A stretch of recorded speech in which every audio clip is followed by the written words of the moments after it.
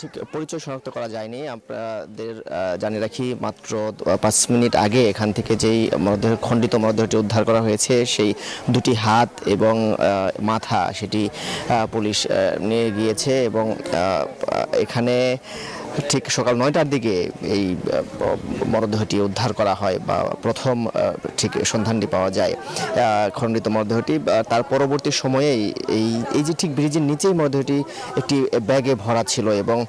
পরবর্তীতে থানা পুলিশ এসে ঠিক মরদেহটি উদ্ধার করে এবং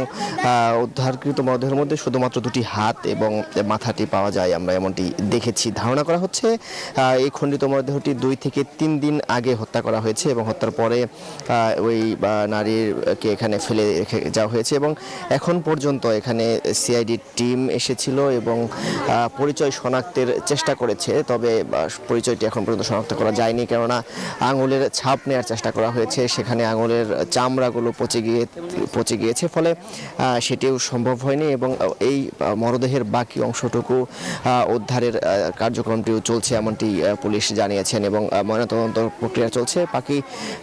মূল ঘটনা অর্থাৎ এই হত্যাকাণ্ডের রহস্য উদ্ঘাটনেও পুলিশের কয়েকটি বিভাগে কাজে নেমেছে এমনটি আমাদের জানানো হয়েছে। আমরা আশেপাশে মানুষজনের সাথে কথা বলেছি, তারাও যেমনটি বলেছেন, ঠিক এই নারীর যেই মুখমণ্ডল দেখে তারা ঠিক চিহ্নিত করতে পারছেন না এই এলাকার কিনা এবং হাতের যে অংশগুলো রয়েছে সেগুলো দেখেও আশেপাশের মানুষজন চেনার চেষ্টা করেছে, তবে ধারণা করা হচ্ছে অন্য কোথাও এই হত্যাকাণ্ডটি ঘটিয়ে এখানে এসে ঠিক ফেলে রাখা হয়েছে এমনটি ধারণা করা হচ্ছে। আর ঠিক তার পরবর্তীতে আমরা এরপরেও এই আশেপাশের আরও মানুষের সাথে কথা বলেছি, অনেকে এখানে এসেছেন এবং মরদেহটি শনাক্তের চেষ্টা করেছেন, তবে এখন পর্যন্ত কোনো ধরনের শনাক্তের কোনো চিহ্ন বা শনাক্ত করা সম্ভব হয়নি। আপনারা দেখছেন যে এই সবুজবাগের এই খালের ঠিক